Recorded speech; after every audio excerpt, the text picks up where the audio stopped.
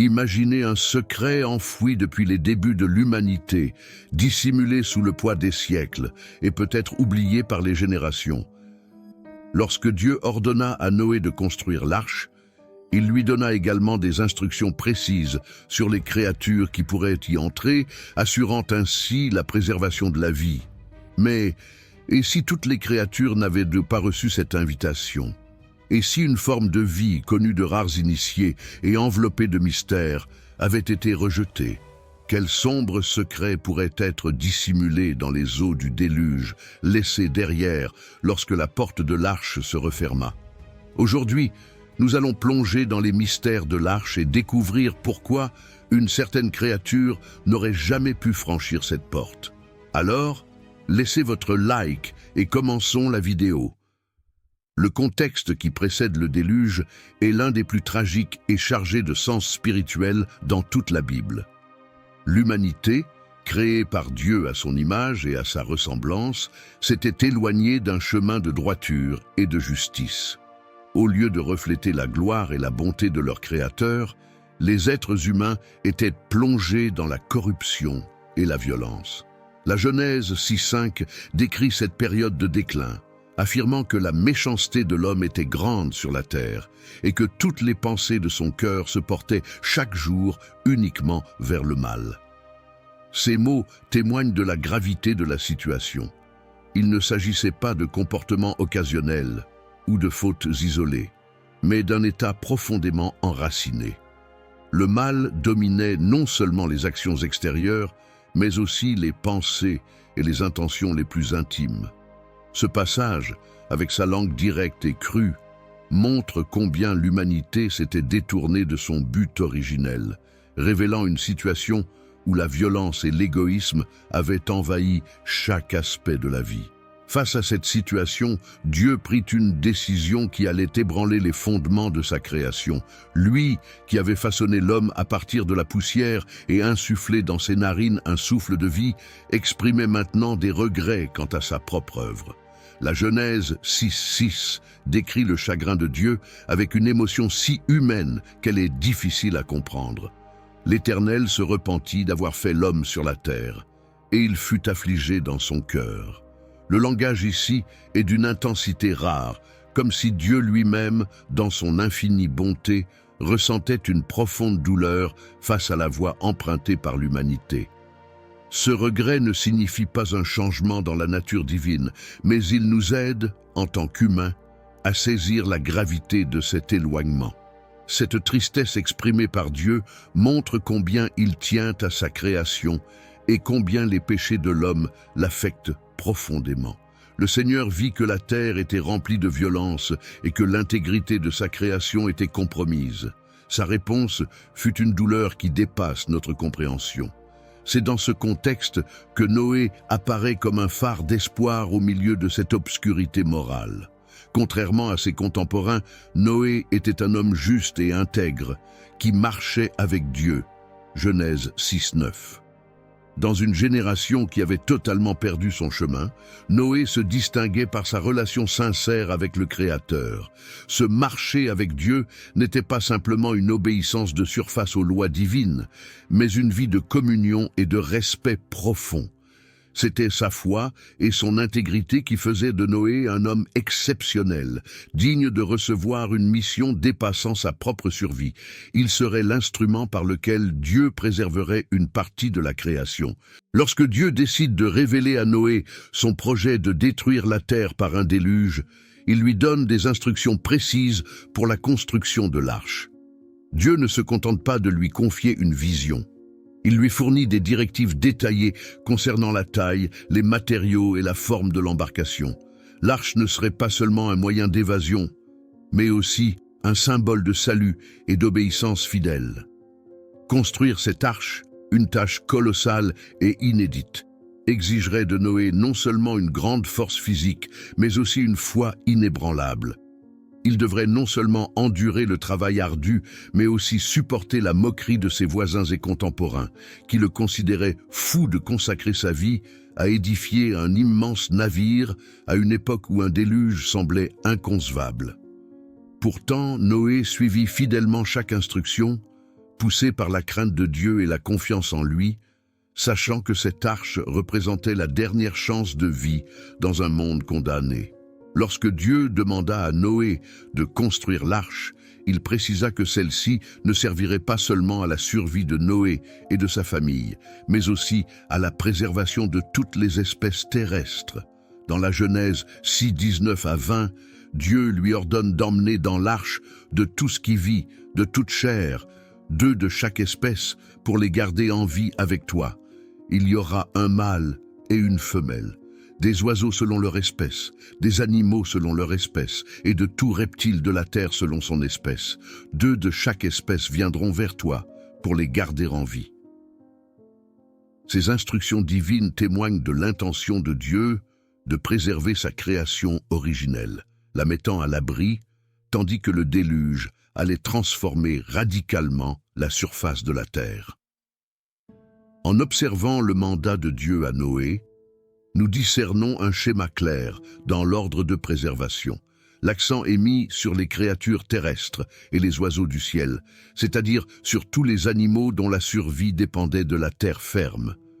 Dieu n'ordonna pas à Noé de sauver les créatures aquatiques, comme les poissons, les baleines et autres habitants des eaux. Cette exclusion s'explique par le fait que les eaux du déluge ne constituaient pas une menace directe pour ces créatures. Contrairement aux animaux terrestres qui périraient submergés, les êtres aquatiques étaient déjà adaptés à leur environnement et demeureraient donc en sécurité pendant cette période cataclysmique de pluies incessantes et de montée des eaux. Cette distinction dans le choix des animaux à sauver renforce également l'organisation structurée de la création. Dans la vision hébraïque, les animaux étaient classés en 3 grandes catégories.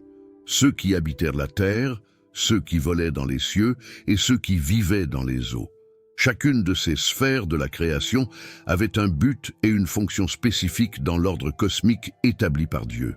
En ordonnant que seuls les animaux terrestres et les oiseaux soient emmenés dans l'arche, Dieu démontra sa connaissance parfaite des besoins de chaque catégorie et de la protection nécessaire pour assurer leur continuité. Les animaux terrestres et les oiseaux, dépendant du sol et de l'air, avaient besoin de l'arche comme refuge.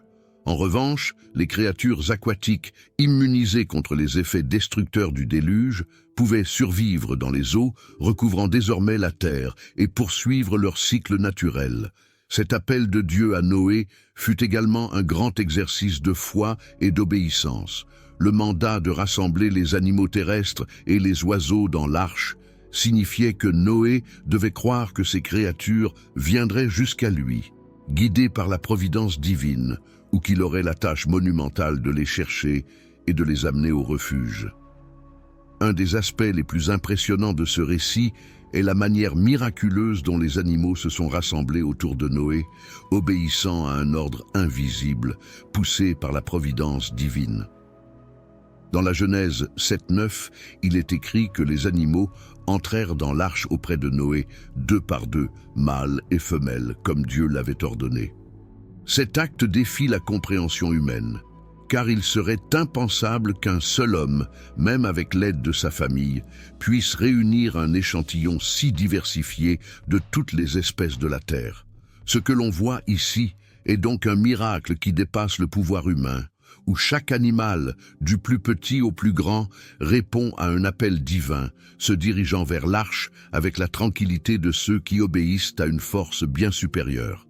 Ce rassemblement des animaux est une démonstration de la souveraineté absolue de Dieu sur toute la création.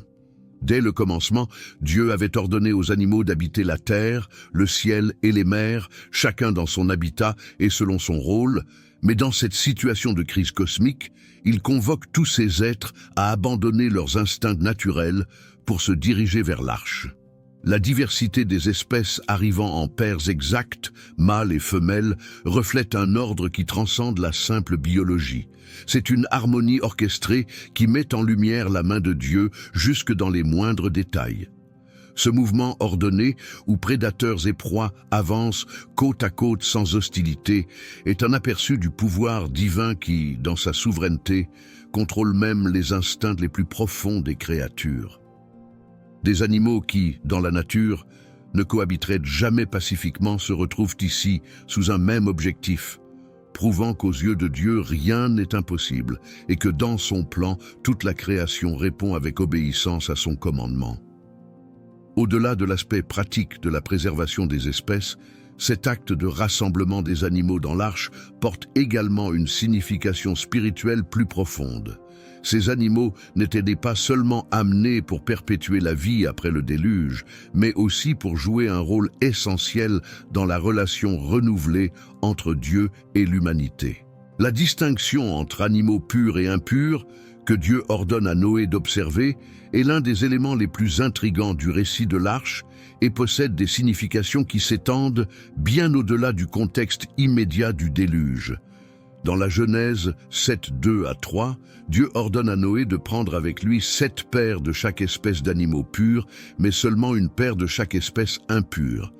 Cette différence numérique indique un but particulier pour la préservation d'un plus grand nombre d'animaux purs. Ces animaux avaient une importance spéciale, non seulement pour la continuité des espèces, mais également sur le plan rituel et alimentaire.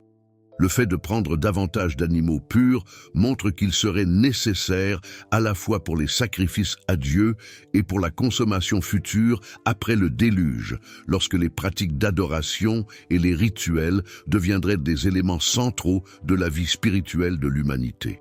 Bien que la Bible ne donne pas de détails explicites sur la façon dont Noé connaissait la différence entre animaux purs et impurs, le texte suggère que cette distinction était déjà comprise d'une certaine manière avant la loi mosaïque. Nous voyons par exemple dans la Genèse 8:20 que Noé offre des sacrifices à Dieu après le déluge, choisissant parmi les animaux purs pour cette adoration. Cet acte sacrificiel montre que la notion de pureté et d'acceptabilité de certains animaux était déjà présente. Plus tard, la distinction entre animaux purs et impurs sera formellement codifiée dans la loi mosaïque, établissant des règles strictes sur ce que le peuple d'Israël pourrait consommer et quels animaux pourraient être utilisés pour les sacrifices.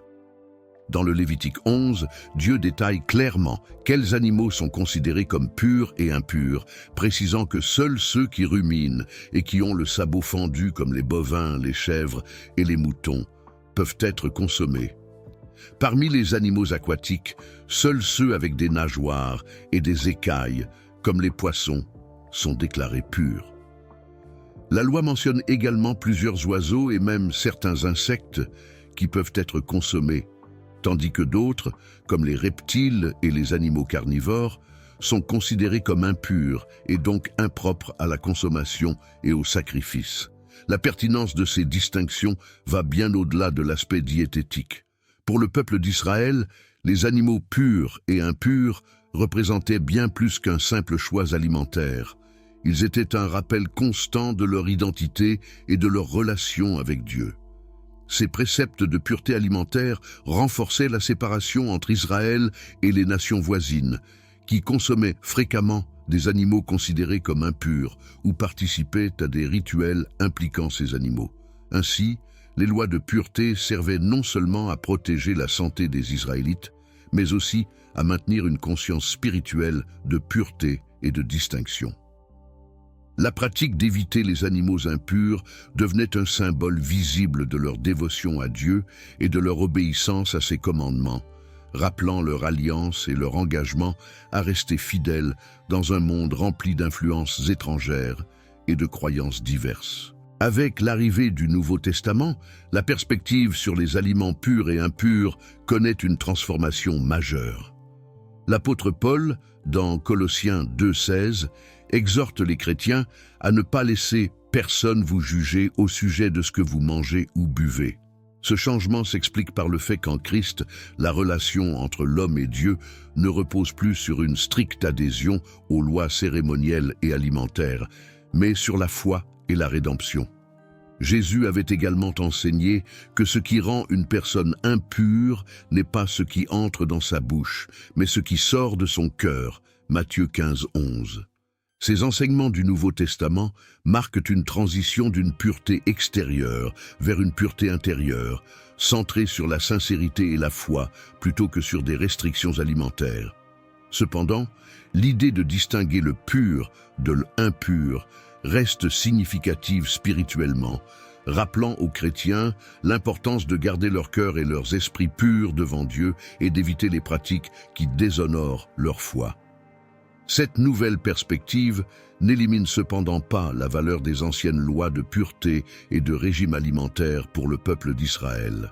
Ces lois furent essentielles au développement d'une identité nationale et religieuse unique, façonnant le caractère et les pratiques du peuple en fonction des normes divines. De nombreux chercheurs estiment que les lois de pureté avaient aussi une valeur pratique, car l'interdiction de certains aliments pouvait protéger les Israélites de maladies, à une époque où les méthodes de conservation et de préparation étaient limitées. Les animaux impurs, comme les porcs ou les crustacés, sont souvent plus susceptibles de contenir des parasites ou des toxines, représentant un risque pour la santé. Ainsi, les lois alimentaires de la Bible peuvent être comprises non seulement comme des commandements spirituels, mais également comme des directives visant directement ou indirectement à garantir la santé et le bien-être de la communauté, assurant sa préservation. Cependant, toutes les créatures n'ont pas trouvé refuge dans l'arche, et il existe des histoires sombres, peu connues, sur ceux qui sont restés à l'extérieur. Alors que Noé et sa famille obéissaient aux instructions divines, emmenant chaque espèce à l'intérieur de l'arche, d'autres êtres, qui n'étaient ni hommes ni animaux, demeuraient à l'extérieur. Avez-vous déjà entendu parler des Néphilim? Ces figures mystérieuses, mentionnées dans la Genèse, étaient des géants puissants, issus d'une union interdite qui a bouleversé le cours de l'humanité. L'histoire des Néphilim est l'une des plus énigmatiques et fascinantes des Écritures, mêlant mystère, corruption et intervention divine pour préserver la pureté de l'humanité.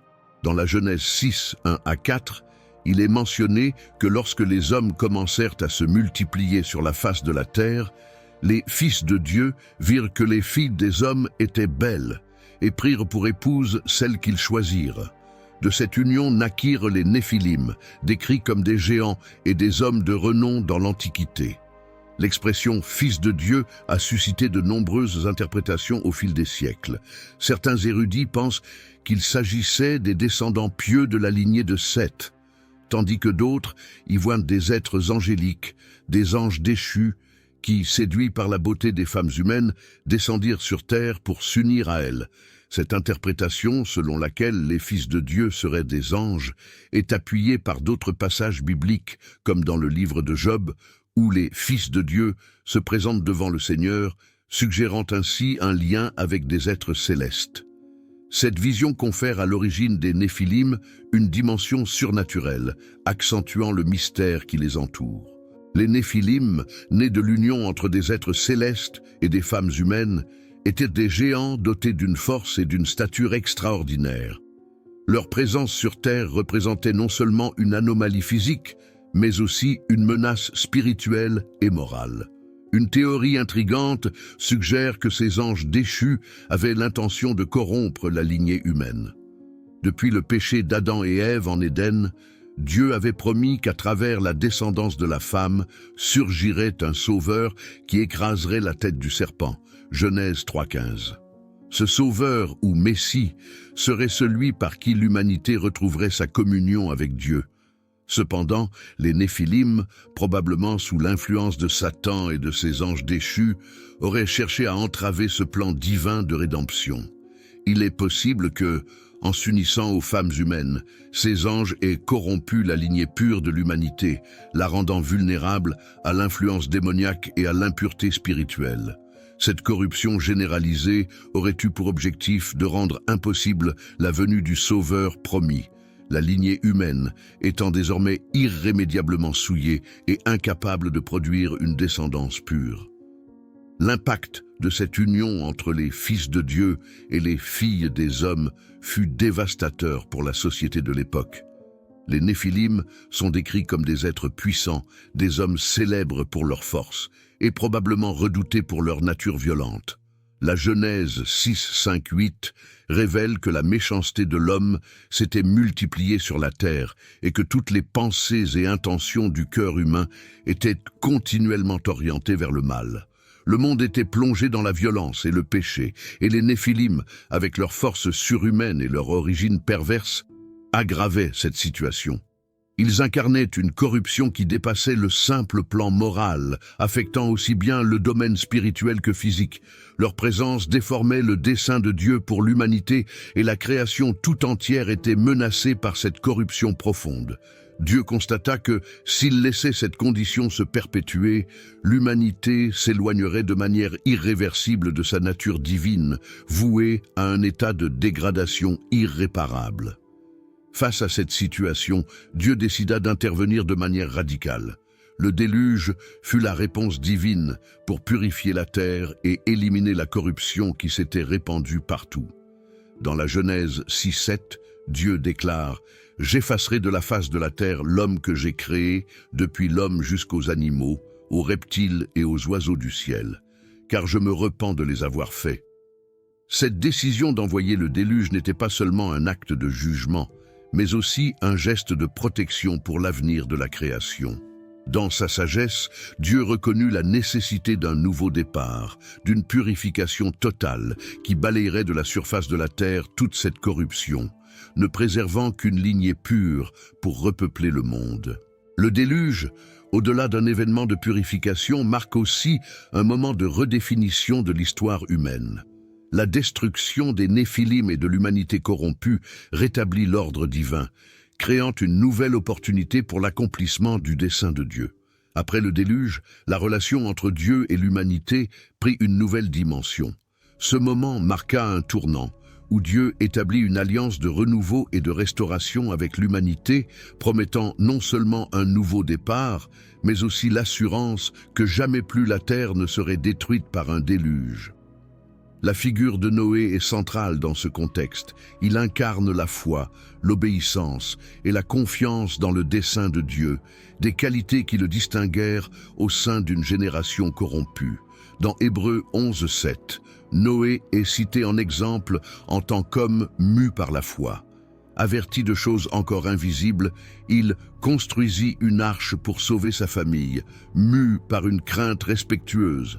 Cette foi active et obéissante permit non seulement sa survie et celle de sa famille, mais aussi la préservation du plan divin pour la création. En construisant l'arche en obéissance à Dieu, Noé devint un symbole d'espoir et de continuité, montrant qu'en dépit des plus grandes destructions, la foi en Dieu demeure un refuge sûr.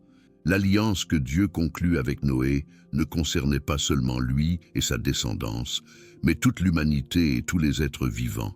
Par sa fidélité, Noé devint l'intermédiaire d'une promesse destinée aux générations futures et à toute la création. En établissant cette alliance, Dieu montra son engagement à préserver la vie et l'ordre du monde, quelles que soient les faiblesses humaines. Dans la Genèse 9:12 à 17, Dieu scelle cette promesse par un symbole visible et durable, l'arc-en-ciel. Ce dernier devint le signe de l'alliance entre Dieu et toutes les créatures vivantes. Chaque fois que l'arc apparaîtrait dans les nuages, il servirait de rappel pour Dieu et pour l'humanité que le déluge ne serait plus jamais employé pour détruire la terre. L'arc-en-ciel dépasse donc sa beauté naturelle et devient un symbole profond de miséricorde et de fidélité divine. Le choix de l'arc-en-ciel comme signe de l'alliance est hautement significatif. Ce phénomène naturel, formé lorsque la lumière traverse les gouttes de pluie, apparaît précisément après les tempêtes, symbolisant la paix et le renouveau qui succèdent au chaos. Il rappelle que même après les périodes d'obscurité et de jugement, il existe toujours une nouvelle chance, une restauration, et que la lumière l'emporte.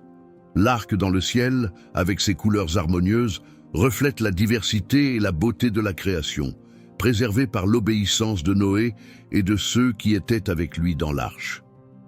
Sa présence après la pluie est un message visuel et constant de Dieu pour l'humanité, assurant que, bien que le jugement puisse survenir, la destruction totale ne sera jamais l'issue ultime. Cette alliance représente un engagement de préservation, un amour qui dépasse la colère et une promesse où la miséricorde triomphe sur la justice. L'arc-en-ciel représente donc une alliance unilatérale de Dieu avec toute la création, une promesse inconditionnelle qu'il ne dévastera plus jamais la terre par un déluge.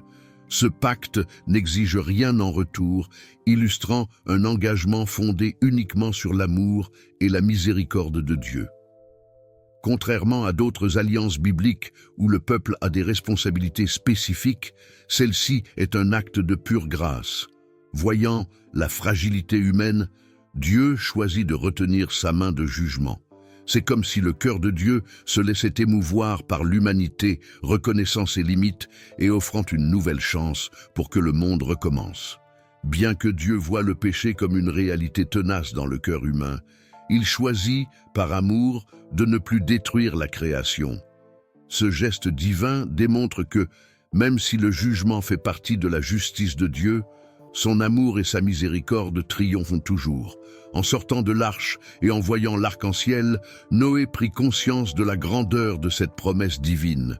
Il savait que sa survie, ainsi que celle des animaux autour de lui, relevait d'un miracle, fruit de son obéissance et de la fidélité de Dieu. En guise de reconnaissance, Noé construisit un autel et offrit des sacrifices au Seigneur. Ce sacrifice de gratitude est une réponse humaine à l'alliance divine, une manière de reconnaître l'action de Dieu et d'exprimer respect et amour pour lui. Noé devient ainsi un modèle de gratitude et d'adoration sincère, montrant que la réponse appropriée à la miséricorde de Dieu est la louange et l'obéissance. Ce nouveau départ symbolise une séparation claire entre ce qui est sacré et ce qui est profane. En épargnant Noé, un homme décrit comme juste et intègre, ainsi que sa famille, Dieu met en avant l'importance de la sainteté et de l'obéissance, indiquant un idéal spirituel qu'il souhaite voir préservé chez son peuple. Noé et sa famille incarnent la continuité de l'espoir et de la pureté spirituelle que Dieu désire perpétuer dans la création. L'arche, qui a protégé Noé, sa famille et les animaux, devient un symbole de protection divine et de refuge sacré au milieu de la destruction. Ainsi, le déluge n'a pas été un simple recommencement, mais bien un rétablissement de l'ordre sacré, où Dieu délimite de nouveau ce qui est pur et ce qui est profane. Cette purification manifeste la sainteté de Dieu, qui ne tolère pas la corruption, mais offre toujours un chemin de rédemption pour ceux qui marchent avec droiture. Le symbolisme du déluge ne se limite cependant pas au passé. Dans Luc 17, 26 à 30, Jésus établit un parallèle entre les jours de Noé et les jours précédant son retour, avertissant de la cécité spirituelle caractérisant ces deux époques. Selon Jésus, comme au temps de Noé, les gens seraient absorbés dans leur routine quotidienne, mangeant, buvant, se mariant, sans percevoir l'imminence du jugement divin. Cette comparaison est un puissant avertissement pour l'humanité, en particulier dans les temps modernes où le matérialisme et l'individualisme dominent la vie de beaucoup. L'avertissement de Jésus est clair. La vie quotidienne, avec ses préoccupations et distractions, peut facilement nous éloigner de la conscience spirituelle et de la compréhension des signes des temps. L'indifférence qui marquait les jours de Noé, où les gens ignorèrent les avertissements de Dieu et poursuivirent leur vie sans repentir, se reflète aujourd'hui, alors que l'obsession pour les biens matériels et les plaisirs éphémères masque souvent la quête spirituelle.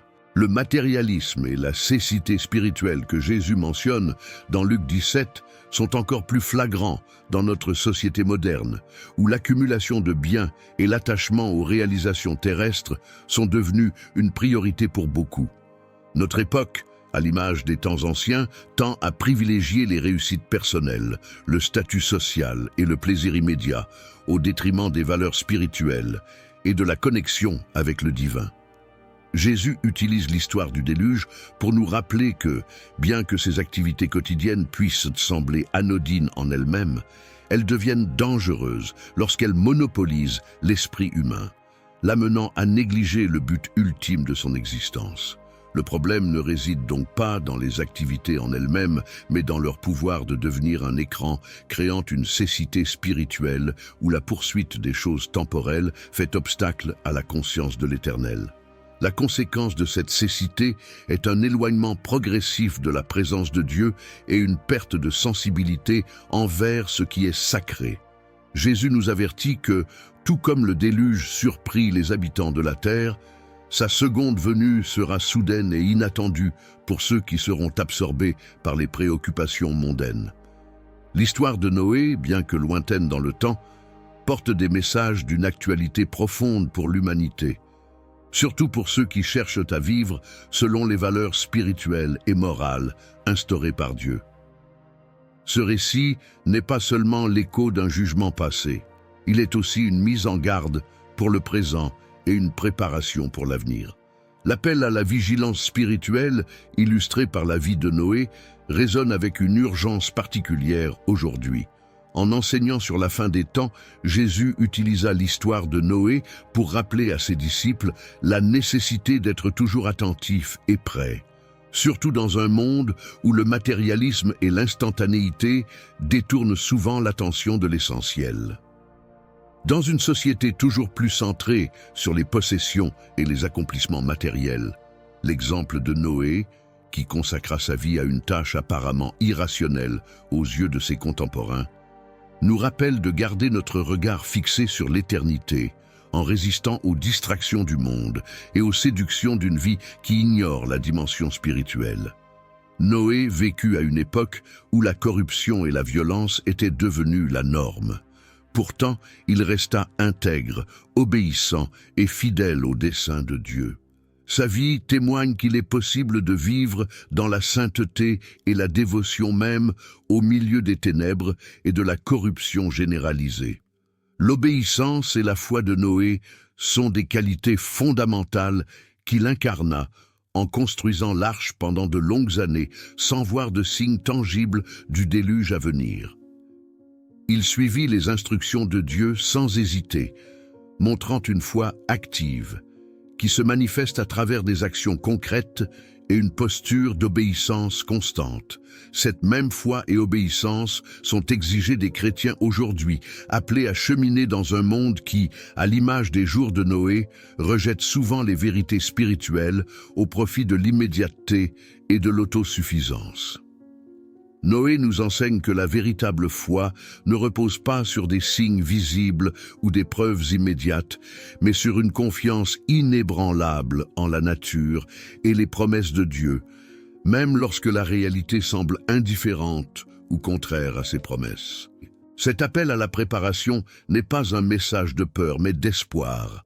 Le déluge fut un acte de jugement, certes, mais également un acte de renouveau et une promesse de vie nouvelle. Dieu préserva Noé et sa famille, montrant qu'il y a toujours un reste, une chance de recommencement pour ceux qui demeurent fidèles. C'est la même promesse pour les chrétiens aujourd'hui, même au milieu de la confusion et des ravages causés par le péché dans le monde, ceux qui restent fermes dans leur foi trouveront refuge en Dieu. L'arc-en-ciel, apparu après le déluge comme signe de l'alliance, est un rappel visuel de la fidélité de Dieu envers ses promesses et de son attachement à son peuple. Ainsi, l'histoire de Noé ne parle pas seulement de jugement, mais aussi d'un Dieu aimant qui désire que chacun se tourne vers lui, vivant dans l'obéissance et la sainteté. La pertinence de l'histoire de Noé pour notre époque est donc multiple. Elle nous rappelle que la vigilance spirituelle est essentielle, que la foi et l'obéissance sont le fondement d'une vie qui plaît à Dieu, et que notre espérance ne repose pas dans les choses de ce monde, mais dans la promesse de salut que nous avons en Christ. Dans un monde distrait, absorbé par la routine et consumé par le matérialisme, l'histoire de Noé nous avertit de ne pas nous laisser emporter par les illusions de ce siècle, mais de vivre chaque jour avec la conscience que ce monde est passager et que la véritable récompense se trouve dans l'éternité avec Dieu. Ainsi, l'histoire de Noé nous appelle à une vie de profonde spiritualité et de dévouement au divin, nous enseignant à attendre l'accomplissement des promesses de Dieu et à marcher avec lui, même lorsque le monde autour de nous oublie ce qui est vraiment essentiel. Dans sa fidélité et sa dévotion, Noé est un exemple intemporel, montrant que la vie avec Dieu en vaut la peine. Bien que le chemin de l'obéissance puisse sembler solitaire, il mène à la véritable sécurité et à la promesse d'une éternité avec le Créateur. Cette histoire est un rappel constant de la justice et de la miséricorde de Dieu, et de son désir que tout soit prêt pour le jour où il accomplira pleinement son plan rédempteur pour toute la création. Cela nous amène à poser cette question. Croyez-vous que Dieu agit encore aujourd'hui pour protéger l'humanité de sa propre corruption? Cette réflexion nous invite à observer les signes autour de nous et à nous demander si, comme au temps de Noé, Dieu continue d'agir en notre faveur, cherchant à nous guider vers un chemin de restauration et d'espérance. Merci d'avoir regardé cette vidéo. Si elle vous a plu, n'hésitez pas à cliquer sur like et à partager. Que Dieu vous bénisse et à bientôt.